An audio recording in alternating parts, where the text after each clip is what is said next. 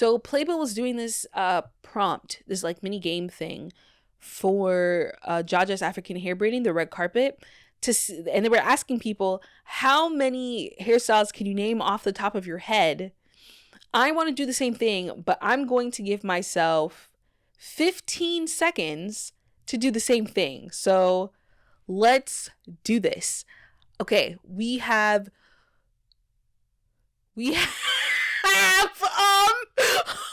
braids, jumbo braids, Molly twists, dreadlocks, perms. Wow, that was horrible.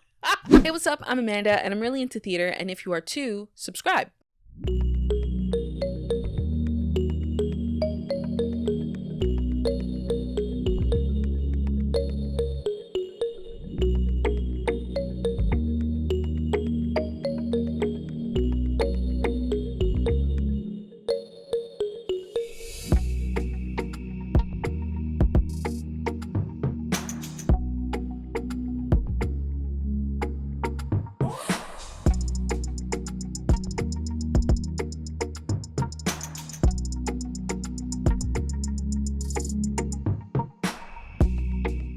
Jaja's African hair braiding tells the story of these women that work in Jaja's African hair braiding shop. We learn about them as people, obviously, but then we also learn about their clientele.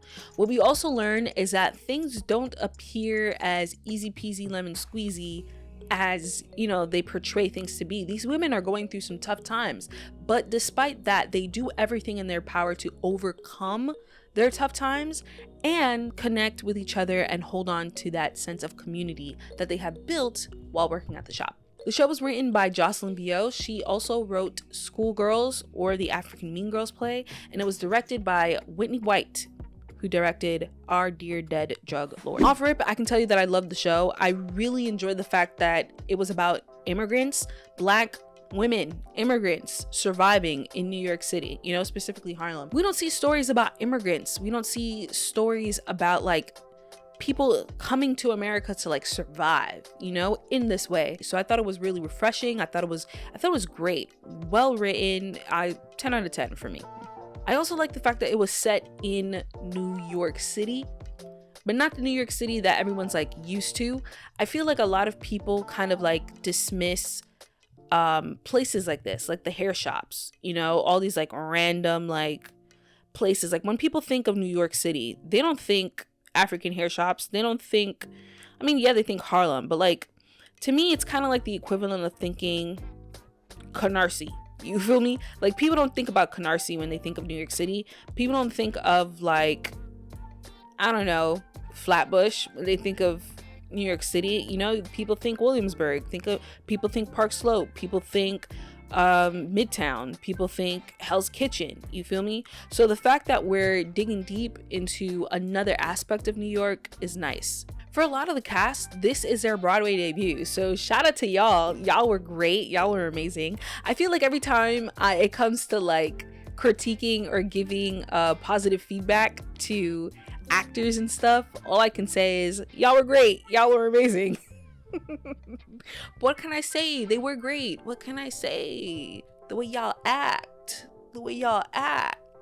it did something to me, you know? It did something for me. The set was also super cool. First of all, shout out to the people who like worked on the details of the set. I felt like, yeah, I've been here before. I've gotten some Marley twists at a shop that looked just like this in the past. I think Jocelyn Bio did a great job of making this show feel real, of making the show feel like a reality, you know, and that aspect really comes into play towards the end of the show.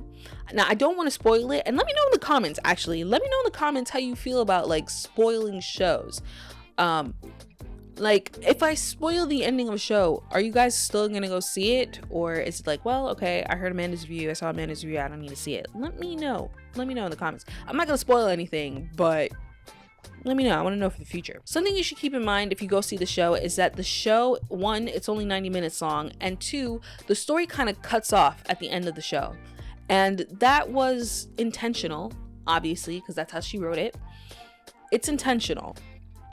Now, I can understand how that can feel a little jarring for some, because the show essentially ends on a cliffhanger. And who wants a show to end on a cliffhanger, especially when you know there's no part 2, you know? Nobody. But I think that was a good thing. Hear me out. Audience members are kind of like, we're kind of like walking in to get our own hair braided, you know? And so when you go to get your hair braided and you're hearing people talk or whatever, once your hair is done, you're out. You don't get to finish the rest of the story. It's done. The story ends abruptly. And so in the same way, I feel like, you know, the show ends abruptly because we're finished. We got our service done. We got our hair done. It's time for us to leave, you know? So that doesn't bother me as much. I think it works. For me, it worked. One of the things that I love about the story too is how Jocelyn portrays the characters as strong. And like, the thing about women is that you think that being a woman, being strong means being this way, but there's so many different ways to be strong and supportive and helpful and whatnot. And you see that in the show, you know, like towards the end, like I said, I don't want to spoil anything, but like something big happens, you know, and you're thinking, well, damn, how are they going to navigate all this? But you realize everybody has their own strengths.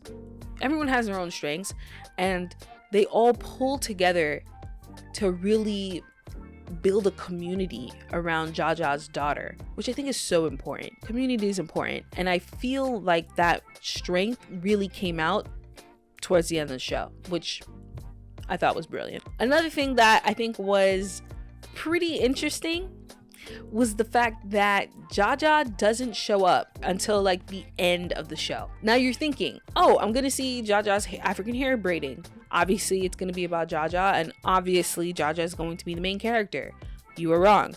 But I don't mind. The fact that Jaja probably shows up like she only shows up like once in the show isn't a problem, because I feel like her presence was there throughout the show. She was the one thing that pulled everything together. So by the time Jaja did show up, it's like a big reveal, and you're just like, oh my gosh, Jaja! Whoa! Oh my gosh, you're here! So like, yeah, it works. Don't be disappointed by the fact that Jaja only shows up once. All she needs is that one moment. Yeah, that's Jaja's African hair braiding. I thought it was a great show. Love the concept. Super funny. Gets dark towards the end and abruptly cuts off. But that's life. I thought that was great. I think it was well written. And I thoroughly enjoyed my time. Don't let my opinion stop you from going to see the show. If you hear this and you're just like, I don't like this. Go and see the show for yourself, please. Go and see the show for yourself, please. Okay, please go see the show. I think you'll really, really enjoy it. It's fun. It's funny. The music is great. The performances are even better. And honestly, you'll have a great time. 90 minutes? Hello? It's totally worth it. Even better if you bring a friend. Now, if you have already seen Jaja's African hair braiding, in the comments below, let me know your thoughts. What did you like? What didn't you like?